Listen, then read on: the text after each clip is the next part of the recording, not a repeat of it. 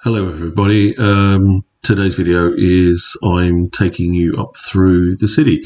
We're starting up along Batman Avenue as I've come off the freeway, past the tennis centre on the right and the Yarra River on the left. We'll continue up through to Exhibition Street, take a left turn onto Collins Street. I'm actually dropping someone off there just outside the Regent Theatre on Collins Street. Then I'll continue further down and pick someone up between King Street and Spencer Street. I'll turn left onto Spencer Street, turn left onto Flinders Lane, and then back left on King Street again. Continue up to Lonsdale Street and take a right turn there. Back up through Lonsdale Street, and then we'll make a left turn at Spring Street, Nicholson Street, end of Spring Street, begin at Nicholson Street. I hope you enjoy it. Thank you.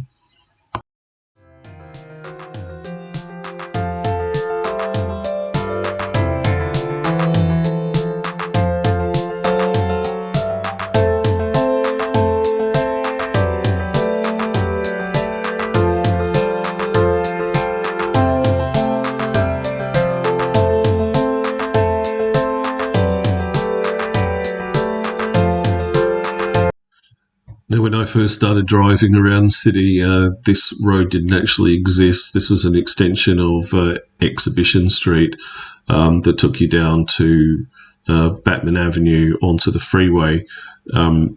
When you were coming out of the city, you either turned left to go down to Brunton Avenue to get on the freeway that way, or you did a right-hand turn down Flinders Street, turn left onto Swanson Street. And there was a road there that you would turn left off before you went over the bridge. That was the beginning of Batman Avenue, that you would follow that route to get onto the freeway.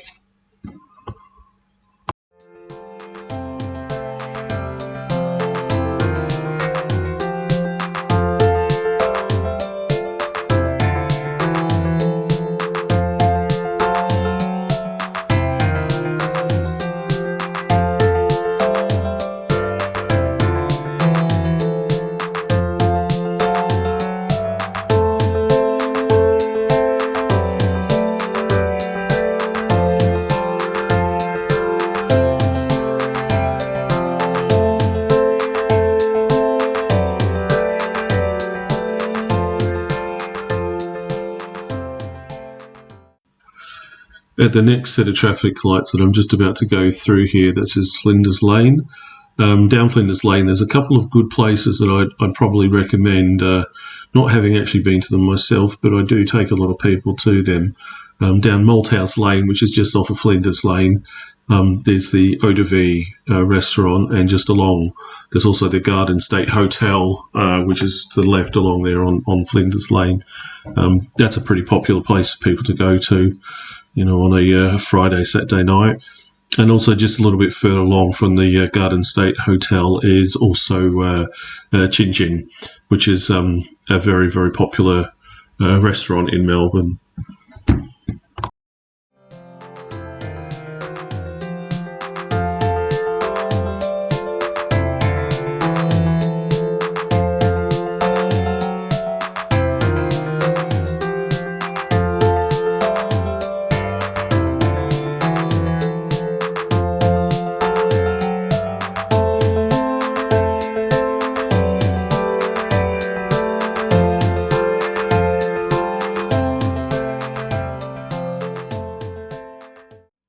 I'm just dropping off at the Regent Theatre here on Collins Street. It's always has a good show there. I think it's got the Tina Turner musical on as I speak at the moment until 2nd of March, I think it is. Across the other side of the road, there's also the Athenaeum Theatre, which also has some good shows on there occasionally. And there's also a restaurant across the other side of the road, which is the George on Collins. Now, I believe the chef there has actually appeared on MasterChef. I don't know whether that's a recommendation or not, but it's quite a popular place for people to eat out as well.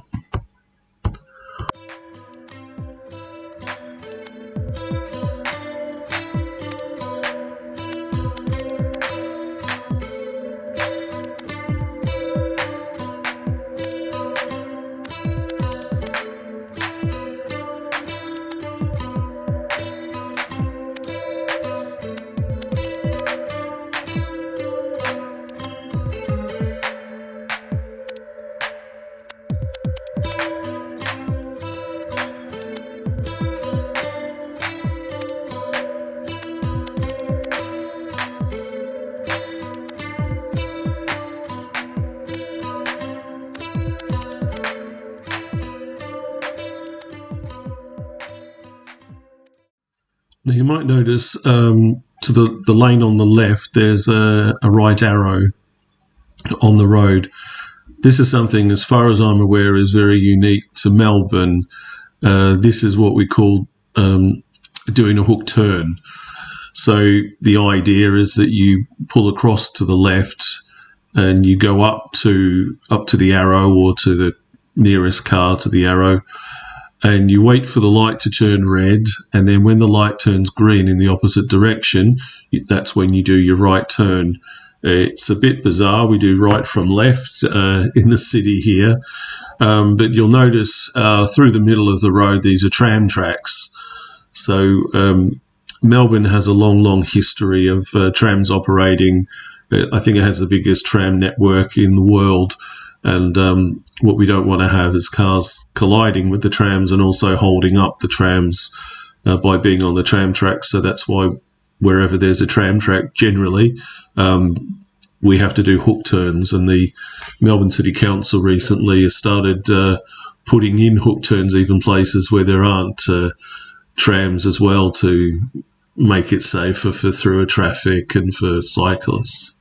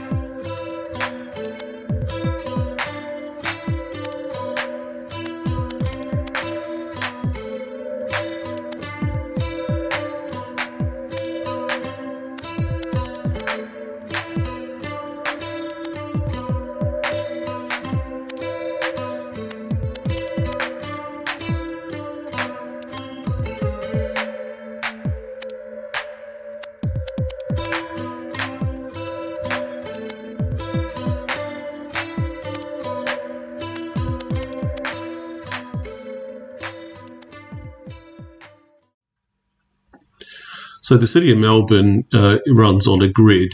So it runs from Flinders Street, which is the south, to Victoria Street, or Victoria Parade in the north of the city. And it runs from Spencer Street, which is on the west of the CBD, to Spring Street on the east. So we have Flinders Lane, Collins Street, Burke Street, Lonsdale Street, Latrobe Street, and then to Victoria Street, that where we have two-way traffic. And Flinders Lane, Little Collins Street and Little Burke Street run one way, east to west, and Little Lonsdale Street runs one way from west to east. There is some sections where they don't actually connect. So, for instance, Little Lonsdale Street doesn't run the entirety from Spencer Street to Spring Street, and also the bottom end of Flinders Lane, or the top end, whichever way you look at it, at the Spencer Street end. It actually is two-way for between Spencer Street and up until through William Street until it meets Market Street. So it's quite a. Generally, it's an easier place to get around than you would expect in a big city, except when there's a big event on, or there's lots of roadworks that always seem to be going on. In particular, that Flinders Street has been blocked for a number of years between Elizabeth Street and Swanston Street due to the Metro Tunnel, which should be completed at some point this year, and also the end of Elizabeth Street between Flinders Lane and Flinders Street is no longer available to traffic going south. So it's easy to remember what the names of the streets are. that run north to south. We have Spencer Street at one end and we have Spring Street at the other end, but in between we have King William, Queen Elizabeth, then Russell and Exhibition. So it's pretty easy to remember, really.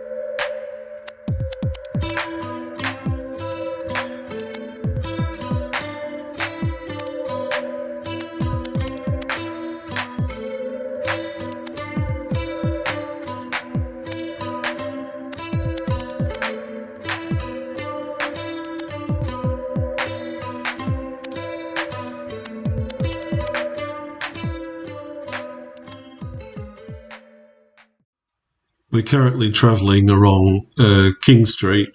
Now, when I first started driving back in the late 80s, we didn't have a city link then, which is the road that takes you from the southeastern suburbs off to the airport or over the west. So if you were going to get to the airport from, let's say, from South Yarra or South Melbourne to Iraq, you would have usually gone up this route through King Street to get out onto Flemington Road and onto the airport. And if you ever go across the Balti Bridge now and up the Tullamarine Freeway and look how much traffic there is, a lot of that traffic comes from the southeastern suburbs. And so you can imagine how busy this road would have been back in the late 80s, early 90s, before the City Link was built. It was a nightmare.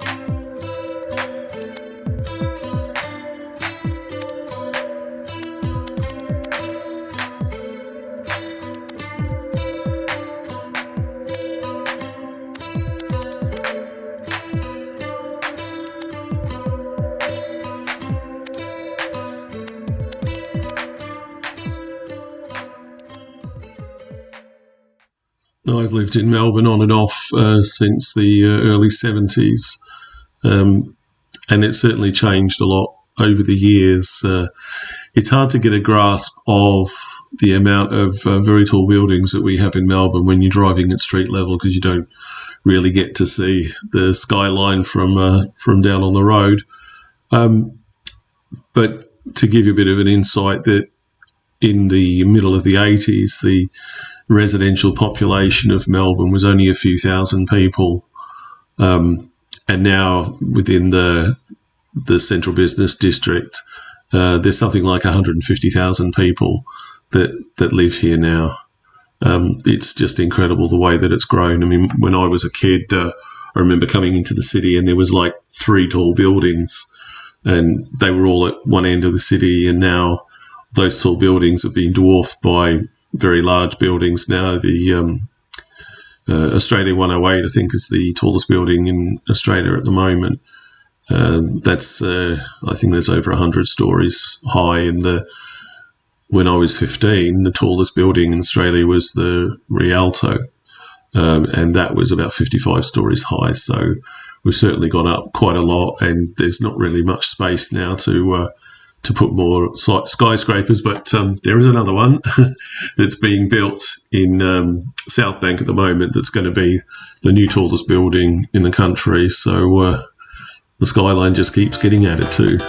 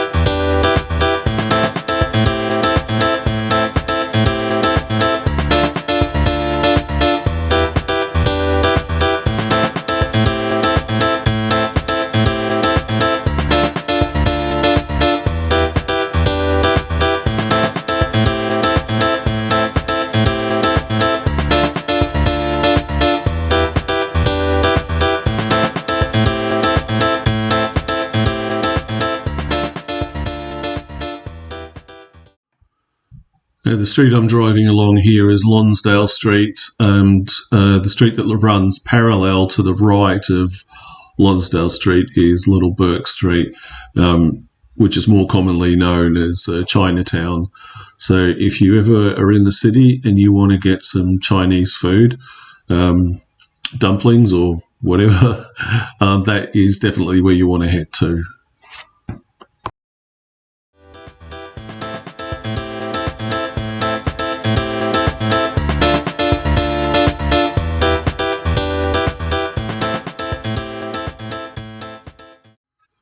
So thanks again for your time today. I hope you've enjoyed my little Dashcam tour of the CBD, and just drop me a line anytime if there's anything in particular you like to see around Melbourne.